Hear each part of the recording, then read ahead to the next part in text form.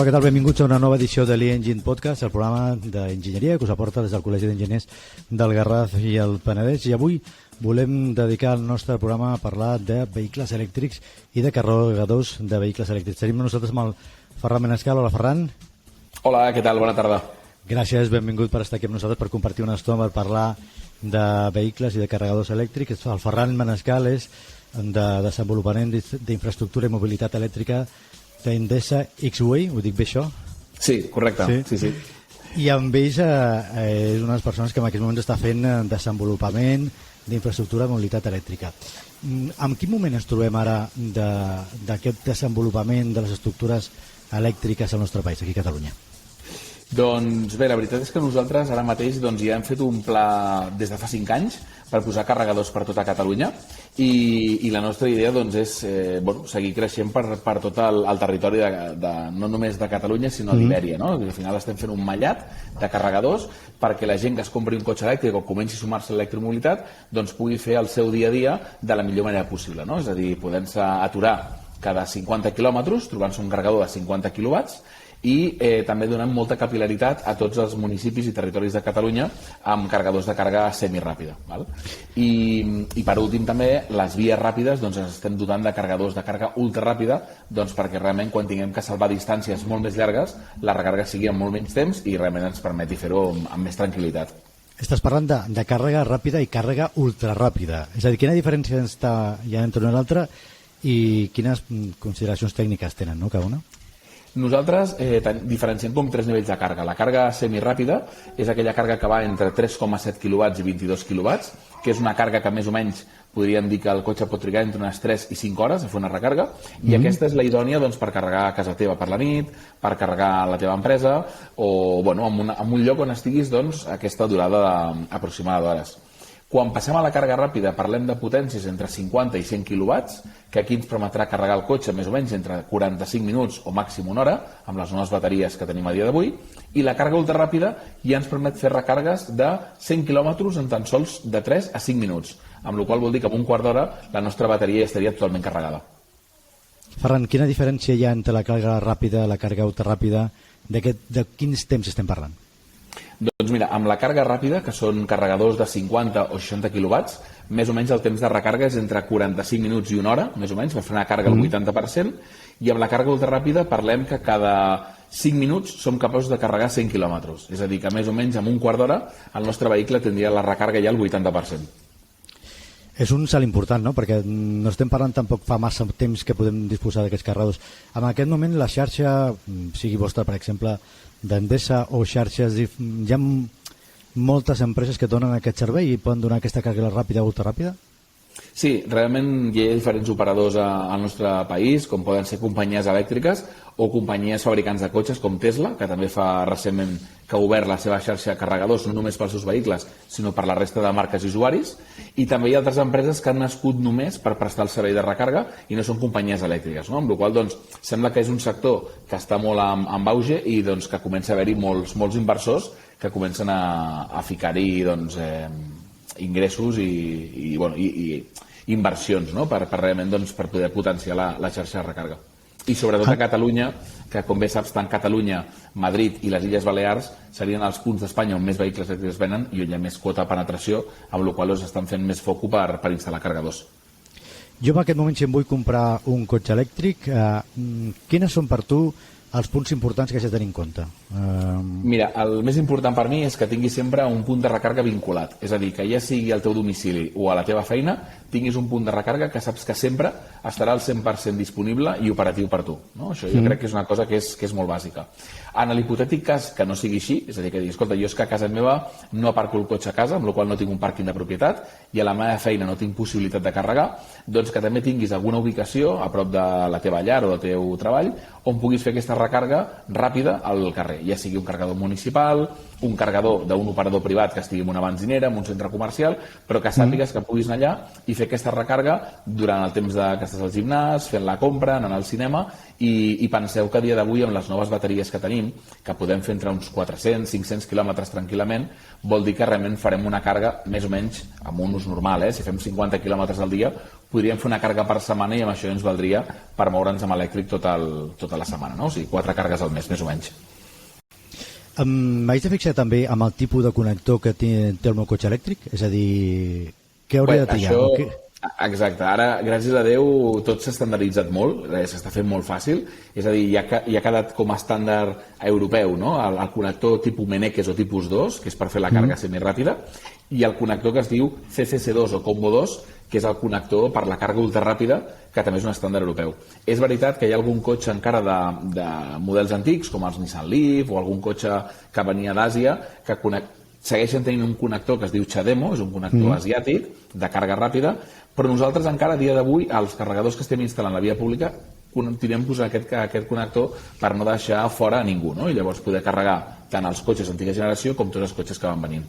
Per tant, si tinc un connector tipus Meneques, no puc anar a l'ultraràpida? Em quedo només amb la... Amb el Meneques estaries només amb la càrrega fins a 22 kW amb corrent trifàsic, i en el moment en què saltes a la càrrega ultraràpida, sí o sí te n'has d'anar al connector Combo 2 o CCC2, que aquest és càrrega contínua. És a dir, la diferència entre el Meneques, que és semiràpid, i la càrrega contínua és que la càrrega contínua directament injecta aquests electrons contra la bateria, i en canvi quan tu estàs amb el tipus 2 o Meneques el que fas és que aquesta energia que entra amb corrent alterna passa per un inversor que té el propi vehicle, i aquest inversor converteix d'alterna contínua i carrega la bateria del cotxe, amb la qual estem a expenses del carregador intern que porti el vehicle. I els fabricants en aquest moment, quina és la tendència? El Meneques sempre i el de càrrega ultraràpida o superràpida, aquests... Sempre venen els dos. Exacte. Sempre venen els dos, és a dir, la majoria de fabricants tindré els dos per poder-me connectar. Exacte. És a dir, diguéssim que el connector té com 2 parts. La part de dalt és sempre la Meneques i la part de sota porta 2 pins amb corrent continu, que seria la Combo. Llavors, si tu només connectes la part de dalt, estaries amb alterna, i si connectes tot el connector, estàs en la part de continu, amb la qual doncs, és un connector, diguéssim, que té una dualitat d'ús, no? Per un cantó fa d'alterna, i si connectes tots els pins, fa de continu. Els cotxes elèctrics, amb aquests estem parlant d'aquestes autonomies de 400-300 quilòmetres, arribarem a tenir més capacitat d'acumulació per fer més quilòmetres? Quina és la tendència? Sens dubte. O sigui, penseu que a l'inici de tot, quan hi havia el BMW i3, el Nissan Leaf, no? Són aquests cotxes de l'any 2010 que van ser doncs, molt disruptius al mercat, van entrar amb molta força. Penseu que veníem de bateries entre 16 kWh i 24 kWh. Penseu que a dia d'avui ja s'estan comercialitzant vehicles amb 110 kWh, és a dir, hem multiplicat per 5 la capacitat de càrrega, i el més bo és que, diguéssim que les bateries en un mateix espai van tenir més densitat energètica, és a dir, cada cop amb el mateix espai que ocupa la bateria som capaços de doblar aquesta capacitat energètica. I això ara, dintre de poc, quan entrin nous elements, ara estem amb liti, però arribarà a l'estat sòlid, arribarà al grafè, que seran nous elements químics que permetran que les bateries tinguin encara molta més densitat i doblar autonomies, i admetre més potència de càrrega, amb la qual jo penso que al cotxe elèctric encara li queda moltíssim recorregut. Estem no a l'inici, però sí que és veritat que encara li queda molt. S'està parlant moltíssim ara de l'hidrogen. Al final els cotxes d'hidrogen són cotxes elèctrics, l'únic que fan servir una altra font de subministrament. Correcte. Creus que tindrà una introducció important amb el món del cotxe, diguem-ne, l'utilitari, o està més encarat cap a altres tipus de modes de desplaçament? Creiem que el camió és el vehicle idoni per fer aquest canvi cap a l'hidrogen, no? És a dir, al final són vehicles que tenen molt més recorregut i tenen molt més consum, amb la qual trobar un camió i electrificar-lo vol dir que augmentarà molt en pes a l'estirar aquestes bateries de tanta capacitat i tindran molt temps de recàrrega, no? Amb la qual sí que veiem que el vehicle pesat anirà cap a l'hidrogen, però el que és el turisme, el que és el vehicle utilitari de tota la vida, aquest serà 100% d'elèctric.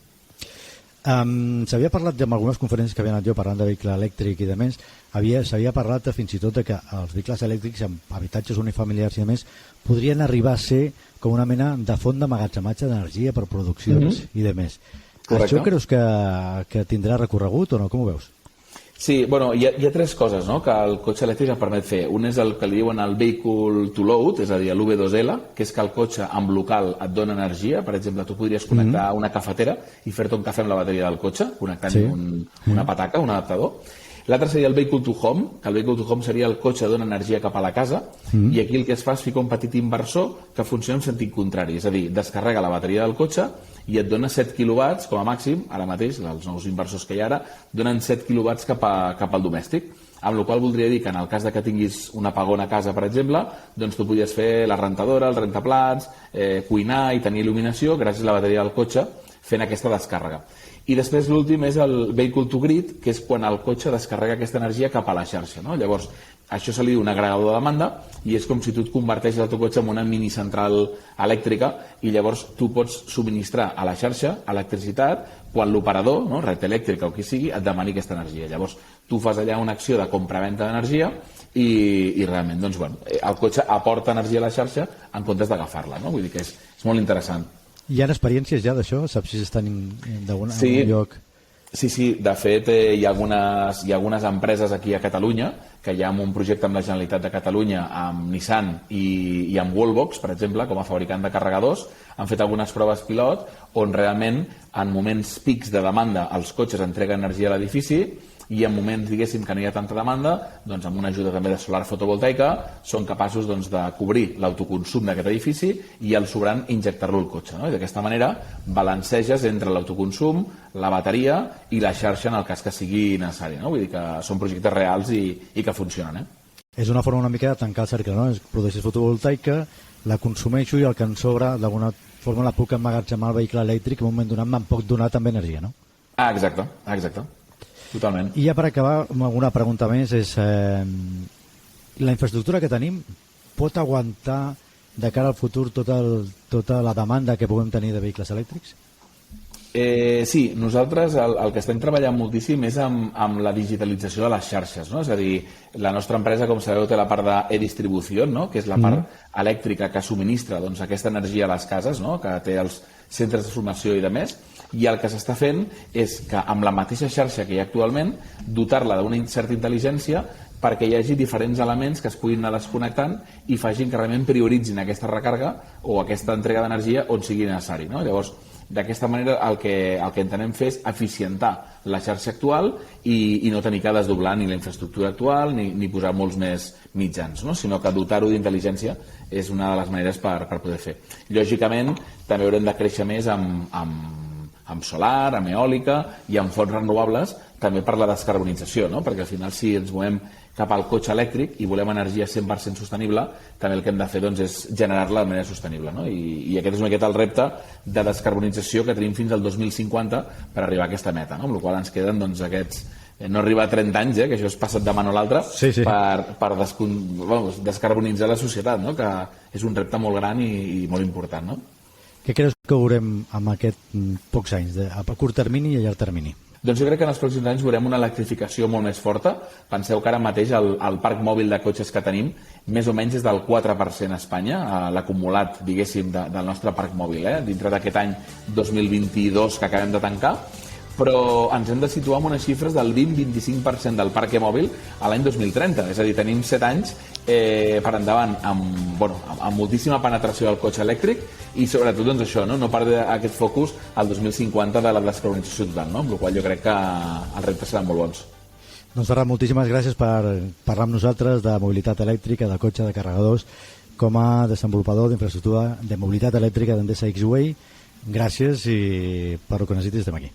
Moltes gràcies a vosaltres, que vagi bé, bona tarda. Adéu. Adéu.